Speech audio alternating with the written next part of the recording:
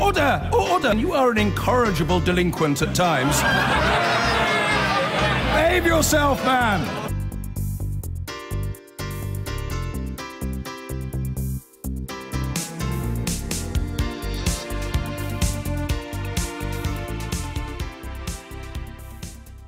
Now, the Bank of England has issued its strongest warning yet about the UK's ballooning consumer debt.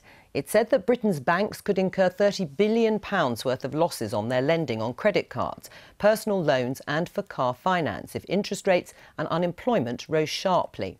And at the Labour conference, the Shadow Chancellor John McDonnell announced plans to introduce a cap on the amount of interest and credit card companies can charge people in debt. More than 3 million credit card holders are trapped by their debt. They've paid more in interest charges and fees than they originally borrowed. Now, the Financial Conduct Authorities argue for action to be taken on credit card debt, as on payday loans. So I'm calling upon the government to act now and apply the same rules on payday loans to credit card debt. It means that no one will ever pay more in interest than their original loan.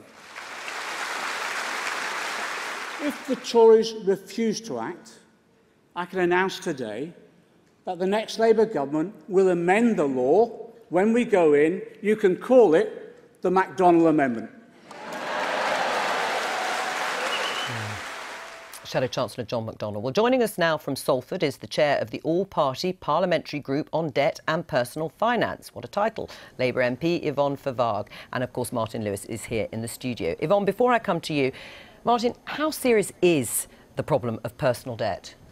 Look, we certainly have a lot of people who are permanently indebted, and that's a real issue. And the system, you know, the structure of credit card repayments, minimum repayments, are designed to keep you indebted forever because you only just pay off a little bit more than the interest. So you stay in debt. You know, somebody borrows £3,000 on a typical 17.9% credit card and makes the minimum repayments. If they start at age 30, would be 57 by the time it's clear. That's one of the reasons. But we also have a problem of interest rates. People think interest rates are normal. We live in an anomaly.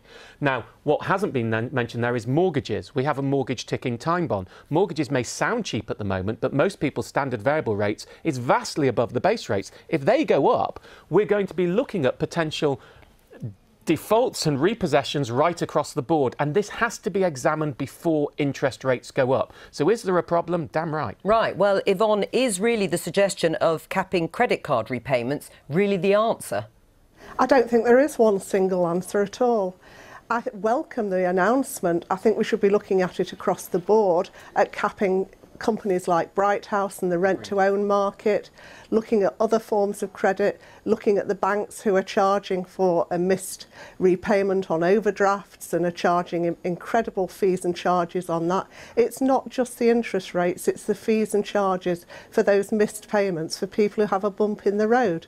We also need to be looking at the savings rate that people have. Savings are at their lowest I've ever seen.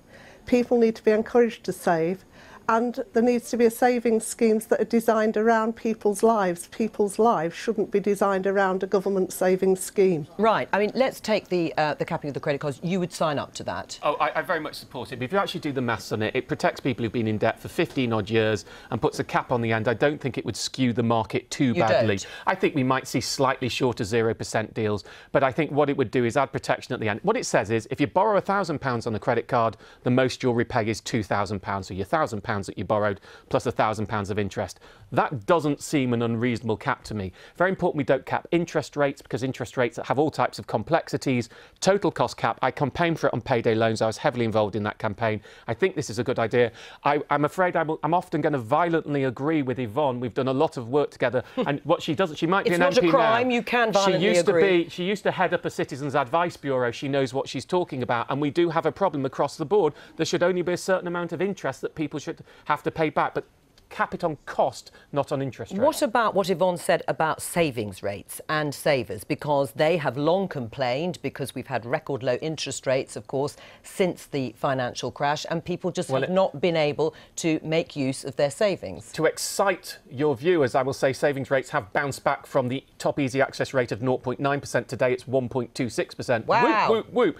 Look, but the problem we're talking is The first thing you should do if you've got savings, if you've also got debts, is clear off your expensive debt. So one of the problems I have is that when we talk about getting the poorest in society to save, in some ways that's actually a perverse incentive if they've got debts, because clearing the debts is more important than saving in the first instance. So it's a really difficult one to square, trying to get people in the savings habit when we already have a debt problem. Right. Yvonne, is the situation, as Martin spelt out at the beginning here, as bad as the one we were facing going into the financial crash?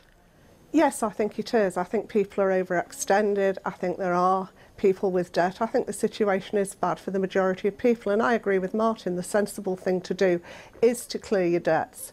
But I am pleased that the new financial statement does allow people, if they wish to not only clear their debts but put a little bit of money away. What I would like to see is breathing space for people if they seek advice. Then they should have a breathing space where the creditors do not contact them, do not give them the extra stress. They're doing the right thing.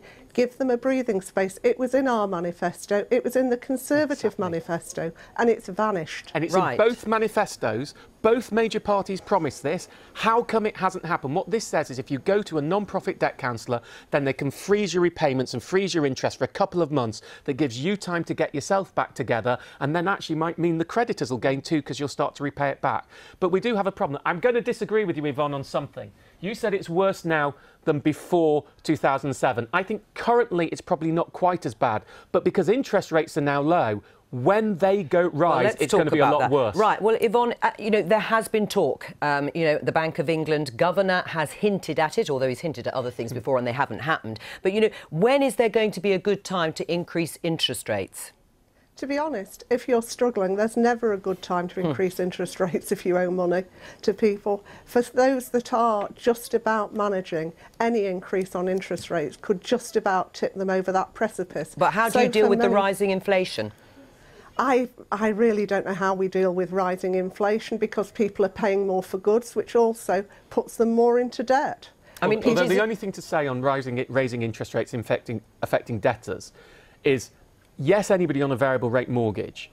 Most credit cards, actually, they're so much higher than the interest rate, the base rate, it doesn't really matter. Most loans are fixed rates. Payday loans are just an abomination anyway at such high, incredibly high rates. So I'm not sure that if you nicked it back up to 0.5%, 1%, it would really actually cost people in debt that much more, but the savers, the people struggling on their savings, would gain. And I think we perhaps maybe have gone too far down the low interest rate route and forgotten all those people who've got money in savings and trying to eke out income based on their savings, many older people. Right, and on that, Yvonne, how do you stop people or sort of discourage them from buying a new shiny car or a foreign holiday that they are obviously borrowing because interest rates are low, but that will increase their debt? I mean, government can't stop people doing that. No, but I think you have to look at actually what people are buying and getting into debt for. And it's not usually the foreign holidays or the shiny cars. In fact, more and more people are getting into debt just to pay their average living costs. More and more people are borrowing 1 month to pay the electricity bill, the next month to pay the gas bill, then they can't buy food, then they're looking at the shoes for their children. More and more people on a low income are juggling from 1 month to the next on an insecure income, possibly a 0 hours contract. And what the debt is for is actually living expenses. All right. And if that is the case, I would say to those people, there's no shame in being in debt. Seek early advice from a non-profit agency. Finally, Martin.